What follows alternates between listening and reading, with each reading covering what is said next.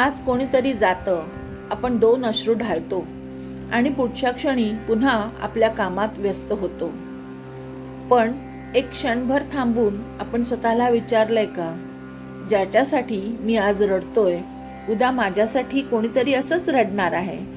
मग आपण अजूनही लोभ, मोह, माझं माझं यात का अडकून आहोत? समर्थ रामदास स्वामी ह्या श्लोकातून आपल्याला एक अतिशय कठोर पण जागं करणारं सत्य सांगतात. मृत्यू अटळ आहे, पण माणूस त्याची तयारी करत नाही. आपण दुसऱ्याच्या मृत्यूवर शोक करतो, पण स्वतःच्या आयुष्याचा शेवट, त्याची दिशा, त्याची तयारी याबद्दल कधी विचारच करत नाही. आणि ह्याच ठिकाणी आपली चूक होते. श्लोक: मरे एक त्याचा दुजा शोक वाहे, अकस्मात तोही पुढे जात आहे. पुरे ना जनी लोभ रे शोभ त्याते, म्हणोनी जनी मागुता जन्म घेते. जय जय रघुवीर समर्थ. समर्थ म्हणतात, एक जण मरण पावतो आणि दुसरा त्याच्यासाठी शोक करतो, पण जो शोक करतो तोही काही काळांतराने त्याच मार्गाने जाणार आहे. अकस्मात तोही पुढे जात आहे. मृत्यू कधीही येऊ शकतो, तो वेळ सांगून येत नाही. थोडा विचार करा, आपण किती प्लॅनिंग करतो, घर, पैसा, भविष्य, मुलं, पण मृत्यूसाठी काही तयारी करत नाही. येथे समर्थांना मृत्यूसाठी तयारी म्हणजे संसारात राहून प्रत्येक कर्म करायचे, पण त्या कर्माच्या फलात अडकायचे नाही. म्हणजे संसारातून हळूहळू मुक्त होण्यासाठी मनाची तयारी करणे असा अर्थ अपेक्षित आहे. जर माणसाने मृत्यूची तयारी केली तर त्याला भीती कमी वाटते, शोक कमी होतो, कारण आपण त्या प्रत्येक गोष्टीतला मोह किंवा फलाची आशा सोडलेली असते. त्यामुळे त्याला मृत्यूचे भय वाटत नाही. जैन धर्मामध्ये मृत्यूची तयारी करणे म्हणजेच मनाची तयारी करणे ह्याला सल्लेखना असे म्हणतात. आपल्या धर्मात वानप्रस्थ किंवा संन्यासाश्रम असे म्हणतात. म्हणजे आयुष्याच्या शेवटी जाण्याचा जो मार्ग आहे त्याची मनाने तयारी करणे हेच खरे आहे. संतांनी हे केले म्हणूनच त्यांचा शेवट शांत झाला. तुकाराम महाराजांनी तर म्हणूनच ठेवलं आहे, शेवटचा दिस गोड व्हावा. मृत्यूसमयी आपलं मन कसं असतं? अपूर्ण इच्छा, न संपलेला लोभ, न सोडलेले संबंध. म्हणूनच मरण नको वाटतं. आणि अशा अवस्थेत मृत्यू आला तर पुन्हा जन्म निश्चित. धृतराष्ट्र हा अंध होता, पण त्याची युद्ध ऐकण्याची इच्छा होती.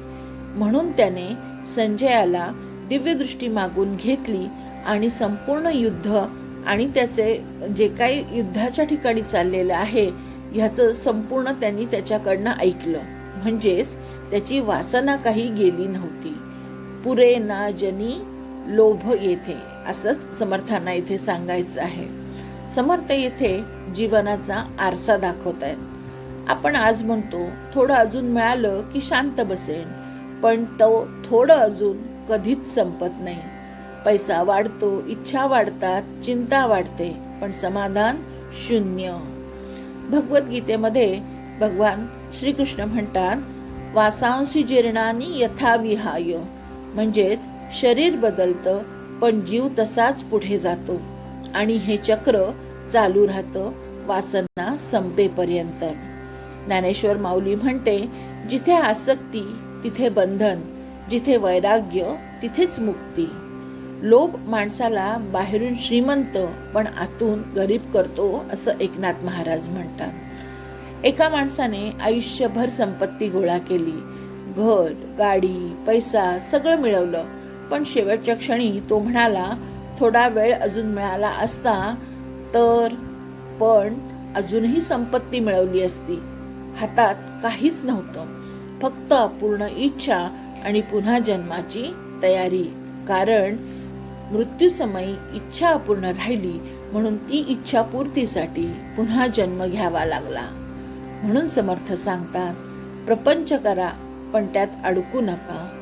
पैसे कमवा पण लोभ ठेवू नका. नाती जपा पण त्यात आसक्ती ठेवू नका.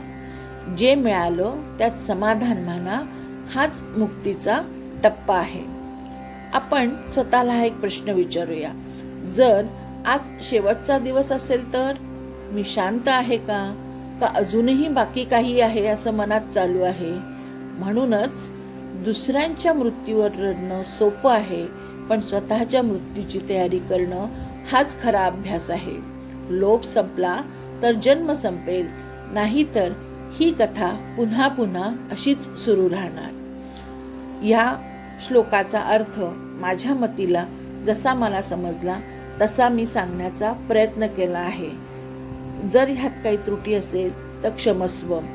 आणि तुम्हाला जर हा श्लोक आवडला असेल तर माझं चॅनल सबस्क्राईब करायला विसरू नका. धन्यवाद.